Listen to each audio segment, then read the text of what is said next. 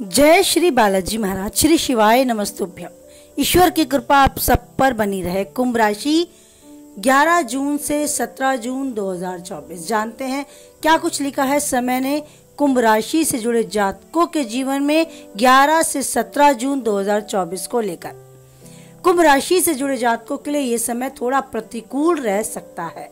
कामकाज से जुड़ी समस्याएं आपकी चिंता का बड़ा कारण बन सकती हैं और इस दौरान सेहत संबंधी समस्याएं भी आपके कष्ट को बढ़ाने का काम कर सकती हैं। यदि आप बेरोजगार हैं तो आपको रोजी रोजगार को पाने के लिए अभी थोड़ा और इंतजार करना पड़ सकता है। कुंभ राशि से जुड़े जातकों के लिए अपने समय और धन दोनों का खूब प्रबंध करके चलने के लिए आगाह किया जाता है। आपको चेतावनी दी जाती है आने वाले समय के लिए आपको न केवल धन बल्कि समय दोनों का प्रबंध करना होगा। भूलकर भी अपने पैसे का दुरुपयोग नहीं करें, अन्यथा बाद में जरूरत को पूरा करने के लिए उधार लेने तक की नौबत का सामना आपको करना पड़ सकता है। आपको ध्यान रखना होगा, अगर आप व्यवसायी हैं तो ये समय जोखिम भरे निवेश से बचकर रहना है। यदि आलस्य से बचकर रहे तो काम को समय पर पूरा करेंगे और अपनी मनोकामना सिद्धि को भी पाएंगे, अन्यथा आपके बने बनाए काम भी अटक सकते हैं। नौकरी पेशा लोग यानी जॉब से जो लोग जुड़े हैं उनके साथ भी ऐसी स्थिति उन्हें देखने को मिल सकती है कि वो सही रास्ते पर चलेंगे, लेकिन उन्हें लोग समझने की कोशिश कुछ हद तक कम करेंगे। उनकी सही बात को भी गलत समझा जा सकता है और अधिकारियों का गुस्से भी उन पर हावी हो सकता है। गुस्से का शिकार उन्हें होना पड़ सकता है। साथ ही साथ में काम करने वाले लोगों की भी प्रतिक्रिया उनके लिए कुछ अनुकूल नजर नहीं आएगी। बात करें परीक्षा प्रतियोगिता की तैयारी में जुटे छात्रों के लिए तो थोड़ा पढ़ाई लिखाई से मन उचट सकता है, लेकिन आपको अपनी पढ़ाई को गंभीरता से लेने के लिए अपने इष्ट देव अपने ईश्वर का ध्यान अवश्य ही करना होगा और आप उस मार्ग से ना हटें। इसके लिए अपनी समय सारणी और अपने अनुशासन को काम में लेकर आगे बढ़ना होगा। पारिवारिक सुख की दृष्टि से समय उतार चढ़ाव भरा ही रहेगा। आपके परिजनों के साथ किसी मुद्दे को लेकर थोड़ी मतभेद हो सकता है। पैतृक संपत्ति से जुड़े विवाद भी उभर सकते हैं, जिनके निपटाने के लिए आपको कोर्ट कचहरी के चक्कर लगाने पड़ सकते हैं।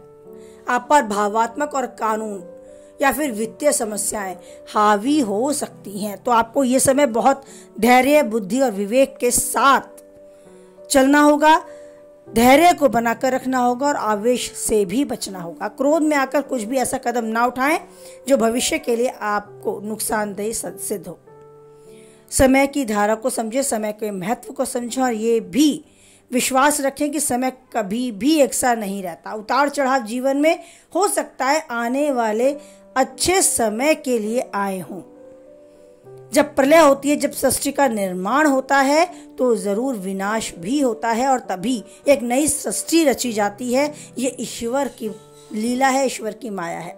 लेकिन हमारे जीवन में भी सुख और दुख, धूप और छांव कुछ न कुछ बदलाव के लिए आते हैं। हमेशा सुख ही रहे तो हो सकता है हमारे आनंद में कमी का एहसास हमें होने लगे। वो सुकून, वो सुख, वो आनंद की अनुभूति ही शून्य होती चली जाए। इसीलिए दुख आना हमारे सुख को बढ़ाने के लिए भी एक संकेत देता है।